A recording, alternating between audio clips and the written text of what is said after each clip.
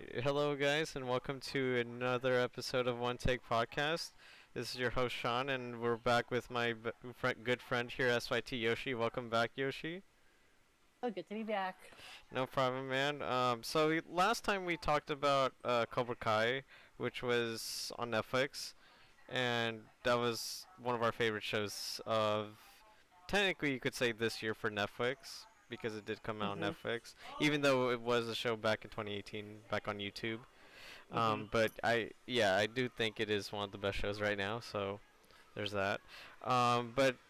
Speaking of Netflix, though, a long time ago, you and I, when I was just turning into a turbo back in the good old VGA chat days, you and a bunch of others kept recommending me to watch Star Trek at some point because I never watched it. Mhm. You kept telling me that you should start with TNG and then go to Deep Space Nine because you said Deep Space Nine was your personal favorite, Yes. and then other members of our community like Quasi, who was on the show before, and Dr. TARDIS, who is another Star Trek fan, says Deep Space Nine is also their personal favorite. So Mhm. I was like intrigued because I never heard of Deep Space Nine at that time. I've only heard of the original show with William Shatner and Next Generation with Patrick Stewart, because Mhm. those are the only two actors I really know that were captains of Star Trek, Right. other than the J.J. Abrams movies with Chris Pine, but that's a different story. Well, okay, well I like most of them, but some of them have problems. But anyways, um, so when I started looking into more of Deep Space Nine, I was intrigued because it wasn't really necessarily about a spaceship; it was more about a station of of the Federation. Right. So, because I thought Star Trek was mainly on ships, because that's what Voyager and Enterprise were on, right? Mainly?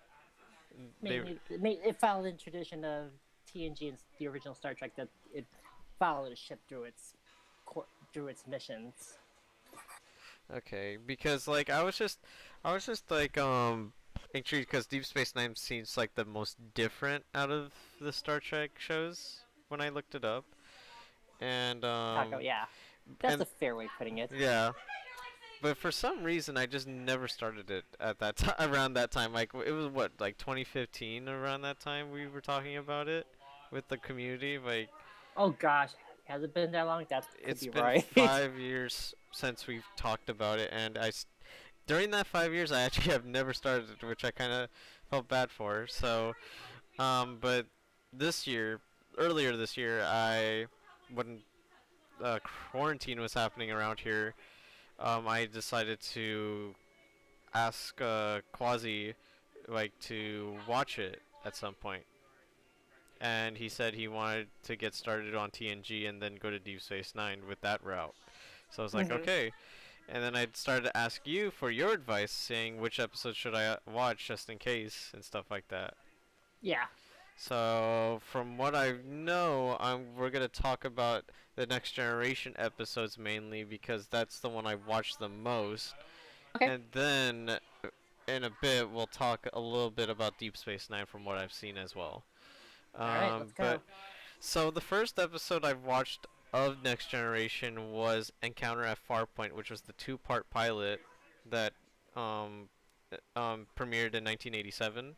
Mhm. Um, yeah, I was going into this knowing that it was gonna be looking a little dated. Even Quasi said it looks dated at some Oh points, yes, it does. very It dated. looks very dated. I mean, I am into that type of stuff though because like I love cheesy '80s stuff. You know, like I'm into like the shitty eight action movie in a way, Mhm. and you know, like even like the most famous '80s action movies you can think of, like Karate Kid that we were talking about last podcast, is cheesy as fuck, too at points. Mhm. So like. Yeah, I'm into 80s cheese, so I was expecting a lot of 80s cheese when I was going into the first season of Star Trek Next Generation. And yeah, that's what I got. that's but there were a lot of good things to talk about though. Genuinely, I want to get into the characters of the show. Firstly, with of course you have to talk about Picard first because he's like the big star of the show, Patrick Stewart. Um, I've always loved Patrick Stewart as an actor personally. Like ever since I've watched him in X-Men as Professor X, Mm-hmm. and yeah, like every time he's on screen, he just has such a big presence to me. And like when I watched TNG for the first time, I felt that presence coming through just from the pilot episode alone. Um, what do you think of his character arc throughout the series? I think it's pretty fascinating to watch because it's uh, to me, like you said, Patrick Stewart, he has this, the gravitas. Like you can feel he's in command. You could legitimately feel like he's in command of the ship. He's the captain, and um, like throughout the series, to me, he's like your typical Starfleet career military man. You know, very firm on the rules. But then he kind of, as the years, you know, no personal relation. He shies away from personal relationships or even like fairly close relationships among the crew. But to me, as the years progress, you just see kind of the more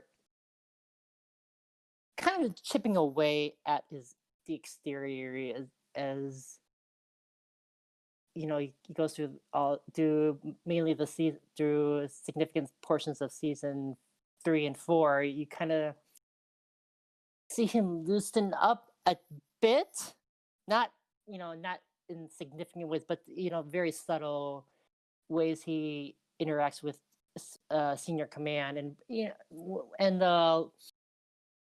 even just throughout the ships when you get the brief interactions with them, it seems fair. It's a subtle change, but anytime Patrick Stewart was on screen, he always had a certain level of command of the whatever was going on the screen.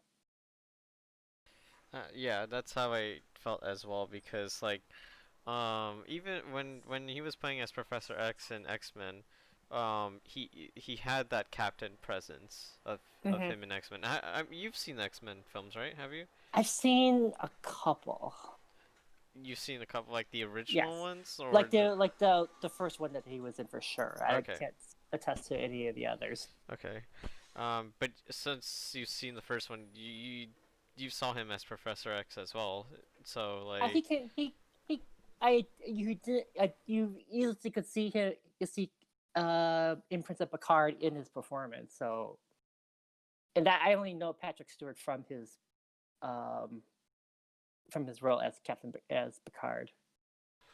yeah. But it's funny though because in Star Trek though I do feel like he does have a little bit more emotion to him because he has a lot more bluntness and like you could say he even gets angry at times or annoyed. Hmm. But that's what I feel like a captain is like you've seen people at jobs like bosses are annoyed at things, and stuff like that. Like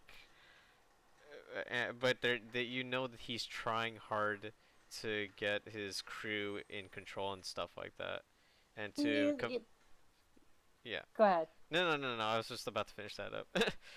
I mean, even there are scenes where they're portraying him in his like, in his quarters. He's very still, very reserved and very guarded about what he does, or if he goes on. There's an infamous episode, or there's a very funny episode where he's like he's Riker pretty much chooses him to go on vacation, and literally he brings a book to read at the poolside. That's how Picard is portrayed throughout the earliest seasons, and then, like I said, slowly they chip away at it. Not totally where it's not very unbelievable, like it makes a total 180, but he attempts to soften him a bit. But yes, certain he just early early seasons for me very captain, very militaristic type. Have to keep your guard up at all times, and that's the way he was portrayed. Yeah. There was an episode I saw that involved Picard. I'm sorry if I don't remember the name, but I do remember the plot of it because it was one of the more recent things I watched with Mm-hmm. Quasi. It was when Picard was unconscious and he was like stuck in a world where he had a family and stuff. Oh, Inner Lights. Inner Lights, yes, that's what season was that? Was that season 5 or 6? It's yeah, it's probably like right in the middle of it here. I can probably look it up. Inner But Lights. that that's that's a Oh, Inner Light it's is a season 5. fan. Yeah, Inner Ep- Light's a fan favorite. Season 5, episode 25. Um, yeah, I did enjoy that episode a lot. It definitely demonstrated his acting ability more in that episode. Like and like it was a pretty great emotion from him too when you see him grow up with his family, even though it was like in reality it was like 20 minutes to the crew and stuff like that, Yes. which was pretty Hmm. crazy to think about. But it almost feels like that movie Inception. You've seen Have you seen Yes, I've seen Inception? Inception. Yeah, yeah. So like when they're going into the dream state, it might feel like in the dream state like hours or days even, but in reality it's probably like minutes. It's probably like, oh, they're back already in the airplane and stuff like that. But that's how I felt kind of about this episode because it kind of took. Well, this was way before Inception. I know that, so pretty sure Inception might have been inspired by this episode in some way. But yeah, that episode was really well done in my opinion. I could see why that's a fan favorite though. Yeah, I'm not. I mean, it's a good episode, but I'm not. It's not as high on my list. My one of my favorite episodes is called Tapestry, and it kind of goes back to his interest, Picard being introspective for a change. The basic plot is there's this one pivotal moment where in his early on in Picard's career that sets him off into the command track, and so what Q does is offers him an out. Can you, like, kind of the whole two roads diverge. If one path taken, the other one not. So like the premise was, what if this incident didn't happen? What route? How would that affect the Picard's life if he can do the do over? And as the episode progresses, it shows how life altering his past would have been. And I think when he comes out of that state that Q brought him in, it brings out a more very quiet scene at the end of the episode, which you wouldn't have seen when at the beginning of the series. So I think to me that resonates more than the Inner Light, because that just happened in a flash, you know, in a lifetime, in a flash kind of thing. So they both accomplish the same things, but for whatever reason, the episode of Tapestry resonates more with me. I actually didn't think I saw Tapestry. What season was that in? Tapestry is late. It's probably 6 or 7.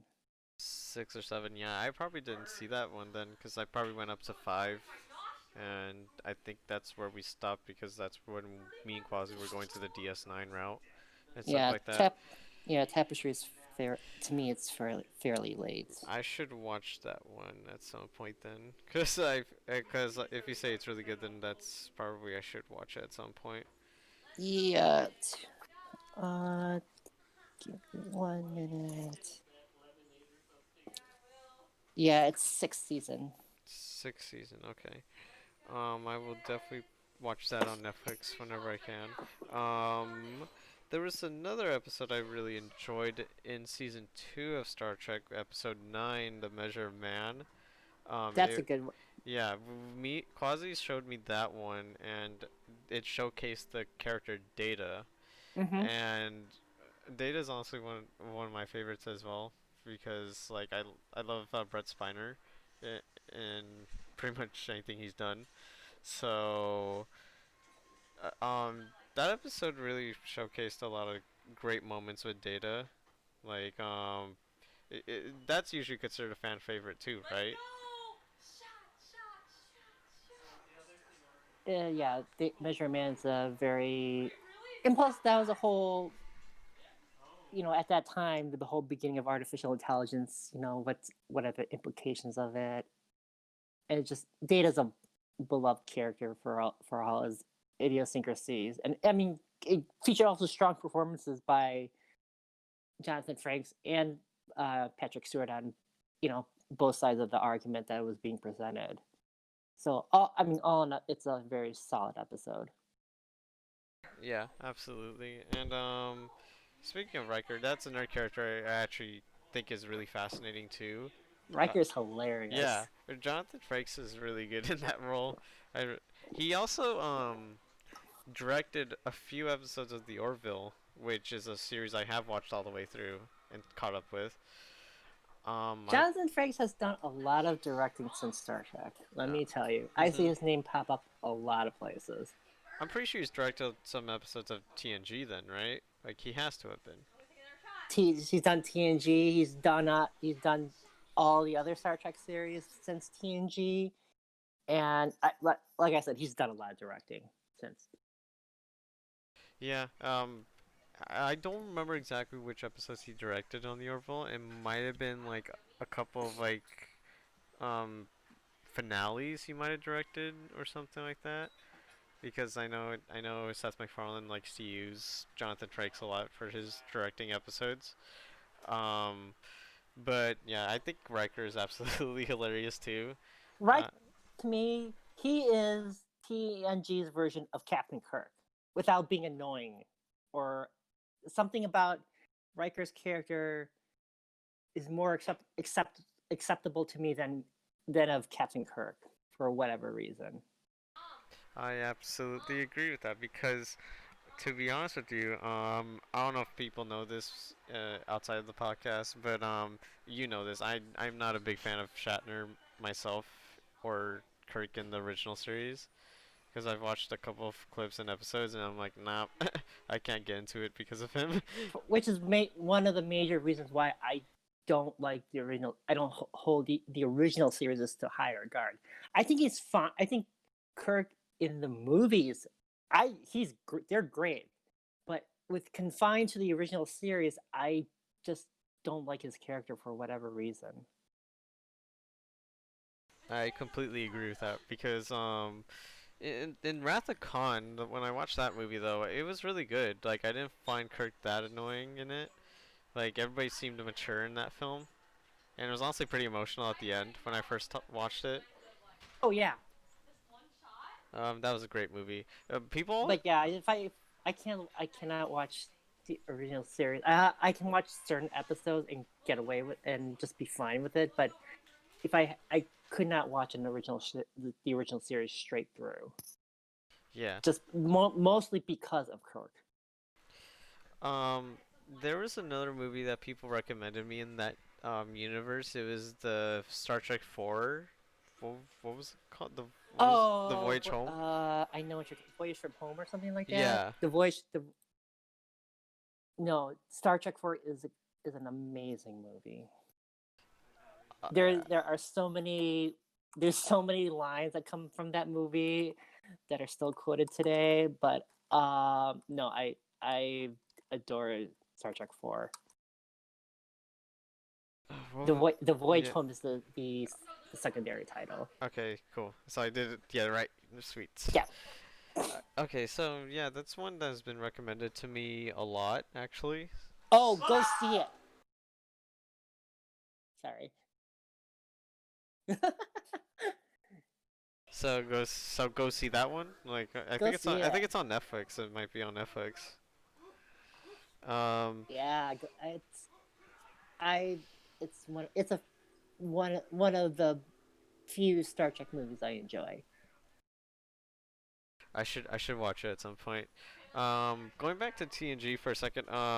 There was another episode in season 2 that I watched other than The Measure Man, and that was Q Who.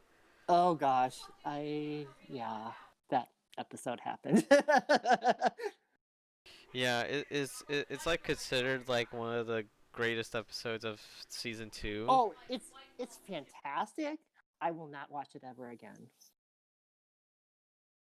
Does it just like scare you or something like It that? just it's a pivotal episode for what comes for all the events afterwards, and I will not watch it just because of the pure terror I felt watching that episode. Even on subsequent rewatches, it's like, okay, I know what happened, and all the ramifications from this particular episode. And it's like, I can't watch it. I will admit there were some creepy imagery in that episode, like with the Borg especially. Mm-hmm. I actually didn't talk about Q yet. Q is also kind of a creepy character, but also again a fascinating one at that. He is very. They started him off as malevolent and menacing, but the producers did their best to kind of soften him up to a comedic tone as the series progresses. But yeah, in those first couple of seasons of TNG, it's like, oh, once you saw Q pop in, it's like you want to run as quickly as possible, even though you really can't. Yeah, exactly. But Q was really cool though. His Like performance is amazing though. John Q Delancey. that Q in that episode, just the gravity in his voice, and he's probably only in there for maybe at the beginning and the end. It's just it's part of the reason I can't watch that. I won't watch that episode again. Yeah, it seems Like like it you scarred you. I I mean, I watched it maybe a little. I mean, I watched probably this in high school. Gosh, but I mean, just the performance and all, everything that is in that episode. It's just good, and I don't do well to like horror, and then everything like the emotions and the set design and just the music, everything in that episode just contributes to this upcoming fear that has, like I said, lasting ramifications for everything. I see. Because speaking of the Borg, because the next episode we watched with Quasi was the best of both worlds, which was Oh, the you two. went straight there. Yeah, I think we watched a couple more before that. I just don't remember which ones. See, But part of the reason for Q, what my feeling of Q who is up until that point, Star Trek is up to okay, missions of the week. You get some personal interaction. Here in this episode, it's like the first time they're facing a foe they literally cannot defeat upon, or they can't. There's no negotiations of any kind. They've never seen this species, and like Q says, you can't outrun them. They'll always come after you. They'll know where you are. You beg for for my power to save you, kind of thing. And that's up until then, they've never presented you this picture where they can get away with it. They can run. They can warp away. No, you need Q to save your butt and get out of here as fast as you can.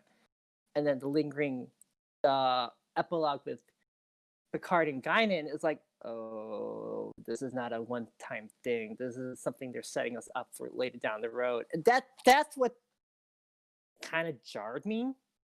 And then once you get the best of both worlds, then yeah, it's all on. It's all on. yep, and that's where we let go to next is the best of both worlds, which was the season 3 finale and the season 4 premiere episode. Mm-hmm. Um, yeah, that was quite the intense episode. um, because like it was all about Picard getting like controlled by the Borg essentially, and So yeah, imagine you have the advantage of seeing it, you know, if you wanted to back. I don't know if you watched it back to back, but you have the option of it. When I watched it for the first time, we literally had to wait a full summer until the next season started. So imagine how everybody watching at the time felt like, oh my gosh, that actually happened. What is going on? it's funny that you say that because like I'm currently binging Lost right now with some friends of mine. Hmm. and because every episode essentially ends with a cliffhanger in that show.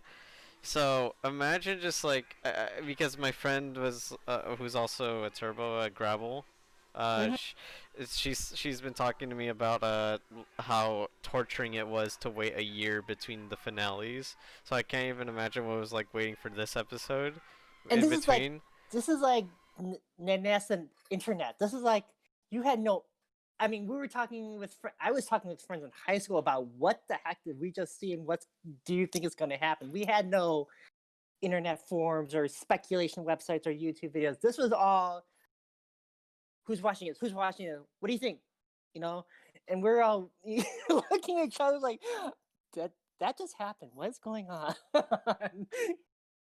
We don't have all these sites of oh, are they contract negotiations or is it being held up or they being written out? So yeah, it's just like here's Picard being assimilated by the Borg. Boom! Thank you. Wait X amount of months until the next season started.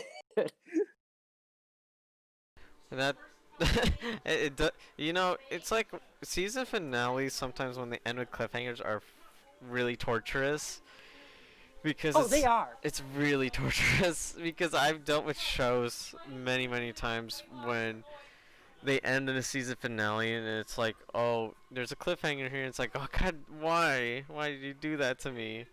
I remember watching Defiance for the first time when you were recommending me to it.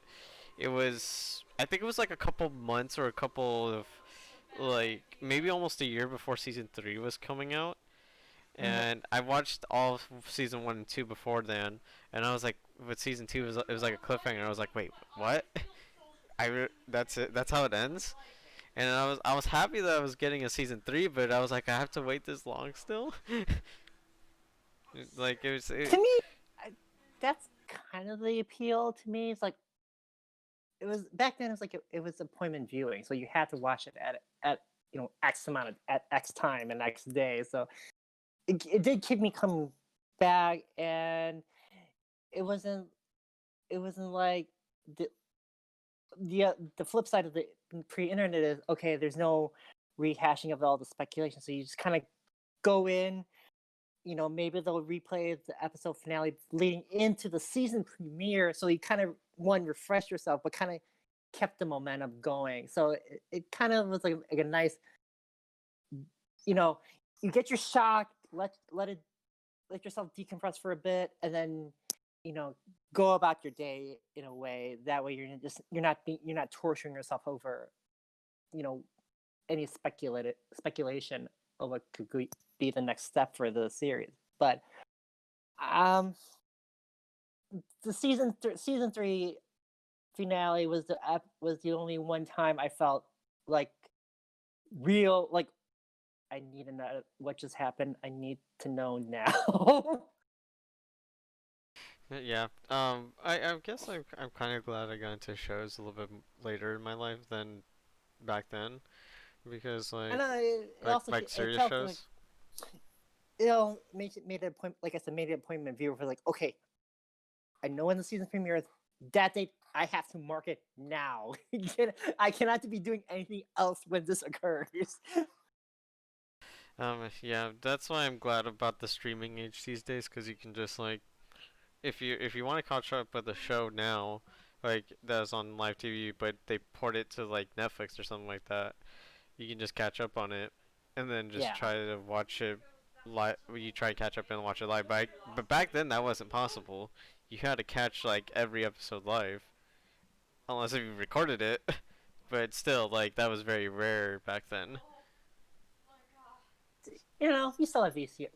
We had the ancient VCRs, but it kept to me.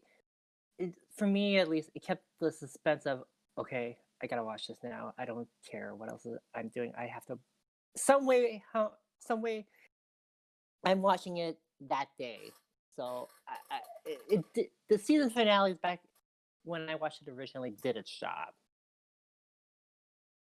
Yeah. But that Best of Both Worlds was a really damn good episode though. It's a great episode. I That think like I've never seen so many ships blown up in in any Star Trek So episode. many ships. Before we Or the one, where you felt the Federation was in serious trouble. yeah, exactly. And then I just wanted to talk about before we move on to the next subject. Like I don't think I've asked like do you have a personal favorite like character in the show? Gosh, that's a good question. They're all they're all good in various aspects. I don't know if I've never really thought about it. I think putting me on the spot, I would say Jordy. Just Jordy is really I cool. already just I already had an affinity of LeVar Burton before because I knew him from Reading Rainbow, and I was kind of like, oh, I know this, I know who this is from Reading Rainbow, so it was kind of a shock to see him on there. But no, Jordy is the engineer, as chief engineer, was he started out as this lowly ensign on, I can't believe it was comms or navy. He was up on the bridge as a red shirt, but then he turned into a gold shirt. So that was cool to see his progression, and just they had some interesting storylines for him as well through his visor. And so I think putting me on the spot, he's one that comes to mind right away. But I like all the characters for their own in their own ways. Even the spies Wesley Crusher for whatever reason. Yeah. I like Jordy a lot too. LeVar Burton's really good in the show as well. I saw actually a couple of his filmographies. He directed actually quite a bit too as well. He did it. Yeah, he also did a lot of Star Trek episodes after later in the late after TNG. It's funny because I just watched on Disney Plus again Smart House, which was a Disney Channel movie, and LeVar Burton directed it. So I was shocked. I was like, wait a minute, what? That's LeVar Burton, the LeVar Burton, like as in Geordie's Star Trek? Mhm. I was like, oh shit, he actually did direct this movie, and it's a really for a Disney Channel movie. Honestly, it's actually really good. It's probably one of my personal favorites. So yeah, but yeah, LeVar Burton's really good in the show, and it was surprising to know that he directed as well. Yeah, you'll see his name pop on in various DS9, TNG, or Voyager, and I think a couple Enterprise episodes too. Yeah, and that's actually the next thing I wanted to talk about was DS9. Um, Speaking of Best of Both Worlds, like in the middle of that, we actually see in the beginning of DS9's episode Embassy that Emissary, Emissary, sorry, uh, tongue twister right now. Um, no worries. that in the beginning of that episode that you see the ship that Cisco was on Mm-hmm. uh, was in battle against the Borg, and you see pretty much his he lost his wife, most of his crew died, and Pretty like much lost almost everything in yeah, that battle, he pretty much fell into a state of anger and at that and point. I wouldn't blame him. Oh, absolutely. Like it's shown in the first episode alone, like when he had a meeting with Captain Picard, with Patrick Stewart's character, Mhm. he just showed a case of a lot of anger towards him because Oh, he you could feel, you could just, if it was like heat waves on a hot day coming up from the sidewalk, you would see those radiate from him with no question about how he was feeling. There was no doubt the way Avery Brooks was how his emotions were playing out in that scene. There's no there's no question of how Cisco was feeling on that during that whole meeting. yeah, and I thought just from that scene alone, Avery Brooks was already a fantastic actor just from his emotions alone. Because like I picture Siskel as very flawed. Like he's not perfect at all. He can Oh, barely contain his emotion.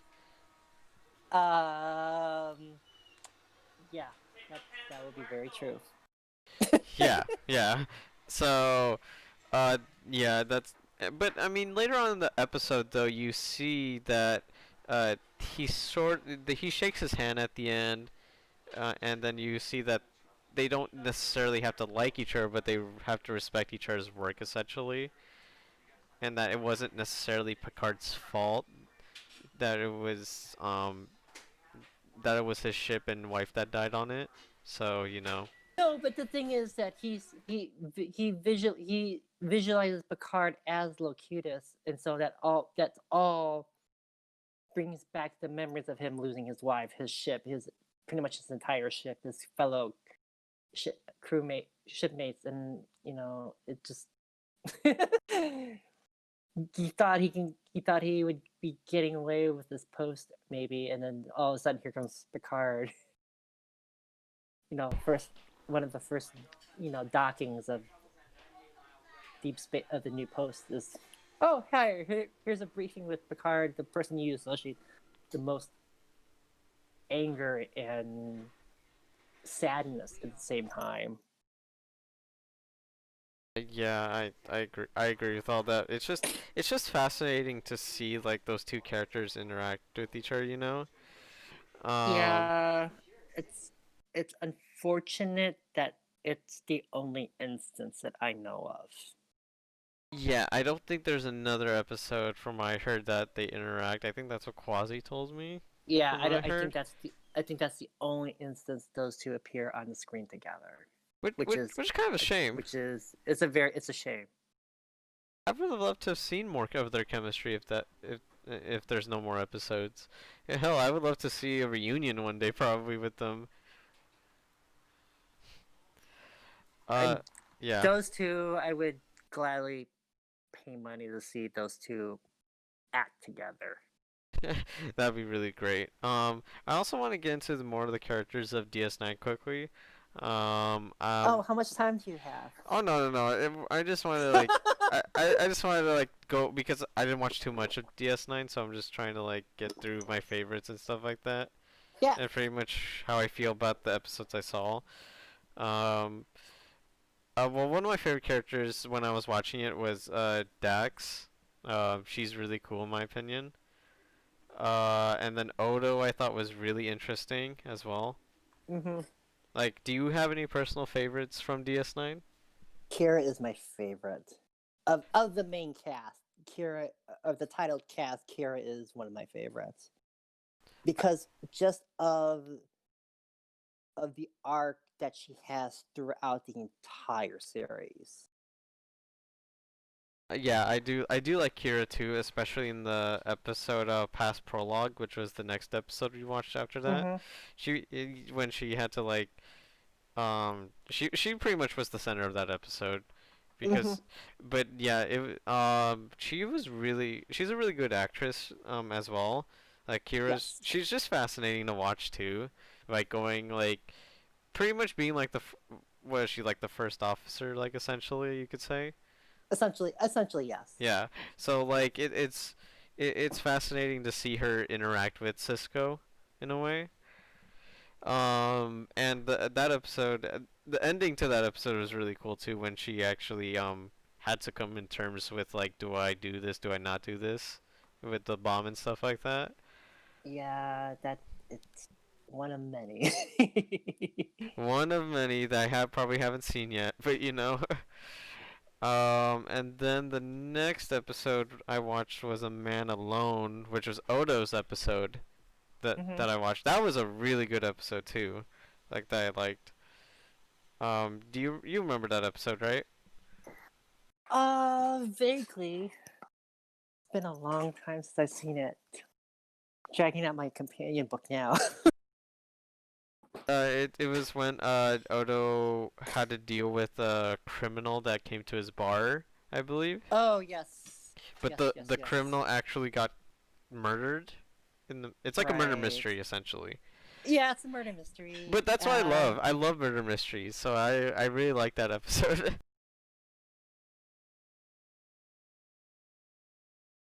No, it's they're all. Uh, that was a good episode. But I can tell you that there are many more good episodes to come. Oh yeah, and then I think the last episode I watched before we took a break was Babel. It was the virus Mm-hmm. episode, which I thought was I said to Quasi how timely this is.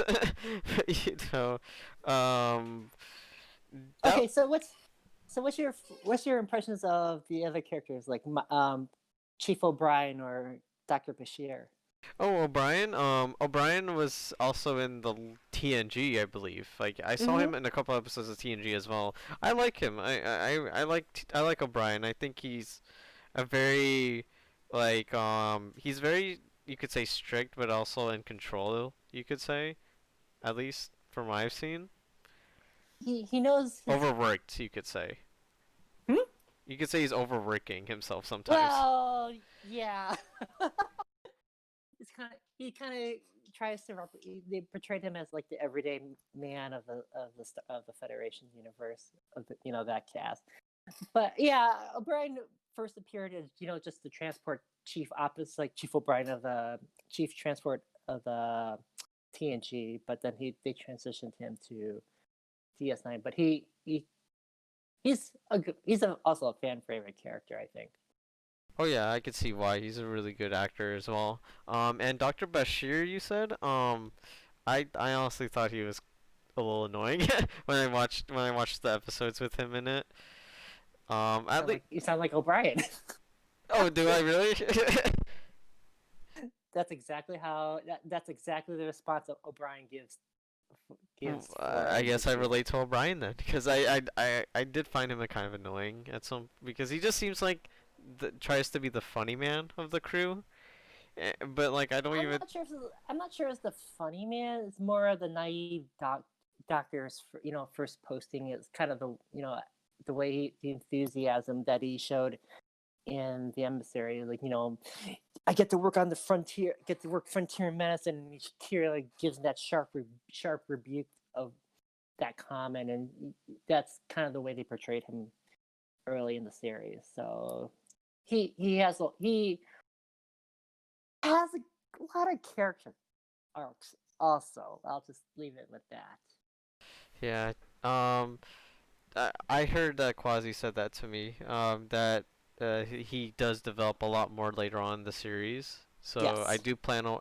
Need to get back to Deep Space Nine soon enough, because like I do find it fascinating every time I watch an episode because it's like a different story.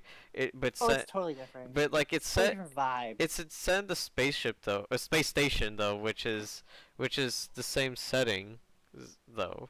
But it still manages to tell fascinating stories within that contained setting, which I like. Yeah, definitely. So I definitely need to get back to it. Is there anything else you wanted to ask me before we stop right here? So you've met Cord. I think you said you've met Garrick. Garrick, yes, that is correct. First impressions of him. I'm intrigued by him. Let's just That say will I'm ser- intrigued that will serve you well. because I'm not gonna say I full on love him, but You're not, I'm not gonna say I. and I'm not saying you're supposed to. I'm just saying, just you're on the right path with Garrick. It's just he does he I will say he leaves a big impression when I saw him. That is also correct. That is, I mean, like that's you mentioned Garrick of the impression that he leaves on you. That is one of the things I love about DS9. That because they're in the they explore the space and that they're not warping to another planet each and every week. You get to know not only the title cast, but you also get to know the guest characters, the station inhabitants. You get a sense that this is a community of people living on the space station or who regularly frequents the space station. It's just not like it's a one and done character that you may not see for another season or three.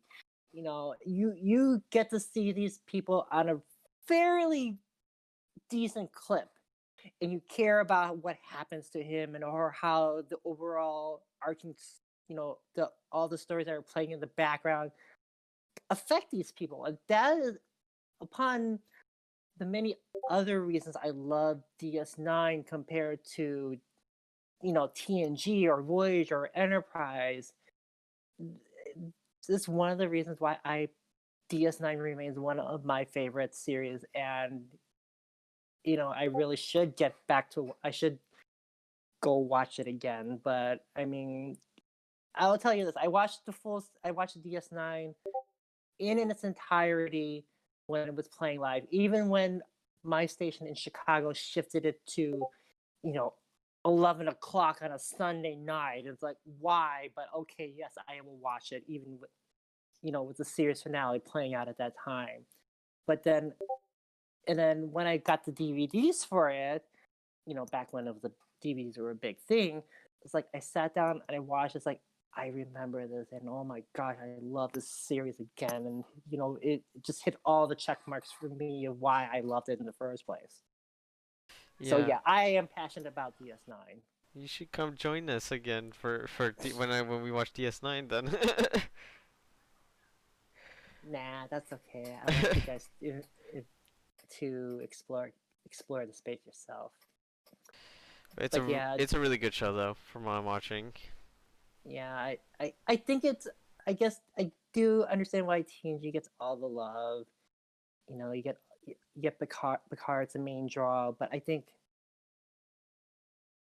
and I don't hate Voyager as much as people think to do, and I still love Enterprise. I will, it did what it needed to accomplish, even if there were serious misses. But see, I'm unapologetic about how I feel about DS9. And you shouldn't feel wrong for doing that. But I do like, from what I'm seeing, a lot of Star Trek. And like I've always appreciated Star Trek ever since I've watched the JJ movies and stuff like that, you know. Because that was honestly the only times I've watched Star Trek were the JJ Abrams movies. The J.J. Abrams, to me, as someone who loves that the that core of TNG, Voyager, DS9, and Enterprise, it just feels, I don't know, maybe more souped up for the 2000s, 2010s. It just feels more. It feels different. I mean, maybe yeah, they're doing what they couldn't accomplish back in the 60s, 80s, and 90s, but it just doesn't feel right. But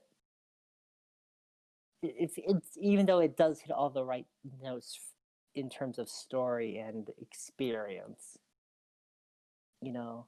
But for DS9, you just feel like you're on the space station in the remotest parts of the Federation with maybe you're not at war with your neighbors, but that you have that sense that trouble can burst out at any single time, and who knows how this is gonna what the consequences are gonna be on this rickety old space station. So yeah, good luck. I did enjoy Beyond though, which was the third film mostly. And Yeah, Beyond was good. I mean, like I said, they're all the J.J. Abrams are good and it's all right, and their cast is a very good one. But it's just kind of like, probably the whole old school new school argument is like it just didn't sit right with me. It's good, but it's good for I can't latch onto it for this particular reason.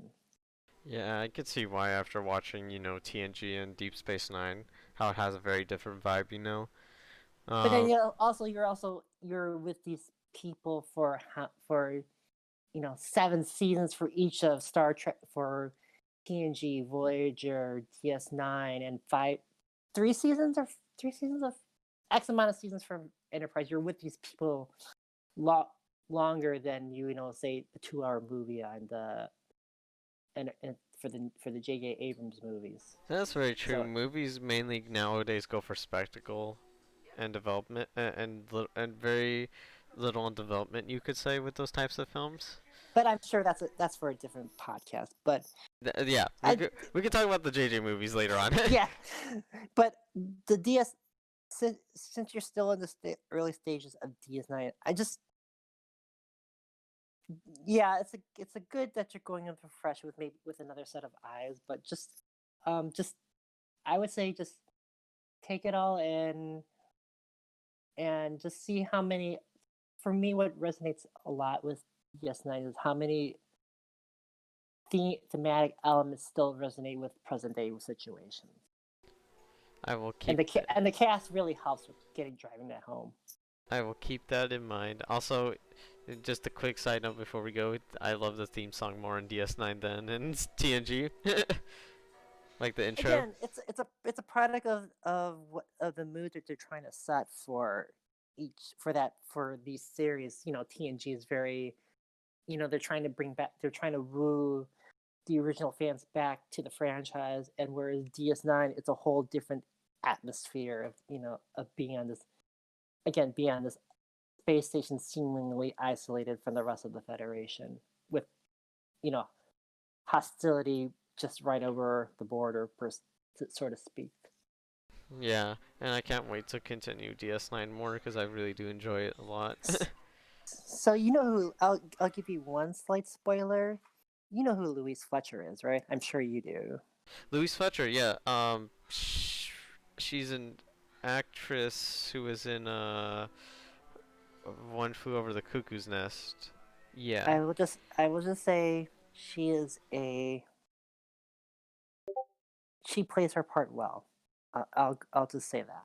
Well, She well, she's a well. she, she's a guest star. She plays her part very well In this season, season one, or? in the series in general. Oh, okay. Well, I will keep an eye on that then, because I do remember her from One Flew Over the Cuckoo's Nest. Because I did not know, when I watched DS9 for the first time. I saw her. I saw the special guest star Louise Fletcher. I was like, who is this person? Why do I care? It didn't matter by the time her episode was done. I didn't care who she was or what she starred in. I just know this is going to be. She is something to keep an eye on. I will keep an eye on that. But But y- I'm glad you're finally getting to watch DS9 after many years of people pestering you to do so. I know, right? Talking and pestering and all this talk until quarantine happens, and then I finally watch it. But yeah, it's a great show so far. You watch it. But yeah. But thank you, Yoshi, again for coming on to the podcast. Yeah, thanks for the invite. We gotta talk more about Star Trek again once I develop more into it, and we Let's got. get. Why don't you get more seasons under your belt and we can talk later? Oh yeah, absolutely. We'll talk definitely more about it. This is like an intro, you could say, to my Star Trek. Just whetting your appetite. Yeah, but we gotta talk more when I develop more seasons into it. Yeah. And we also gotta talk about the JJ movies and maybe even more movies from the universe one day, because I have seen a couple more ever since then. So we could talk more about the movies at some point. Sure. All right, guys. Thank you so much for watching, and I hope you guys have a safe and good time. And I hope you guys have a great rest of your day. See you later, guys.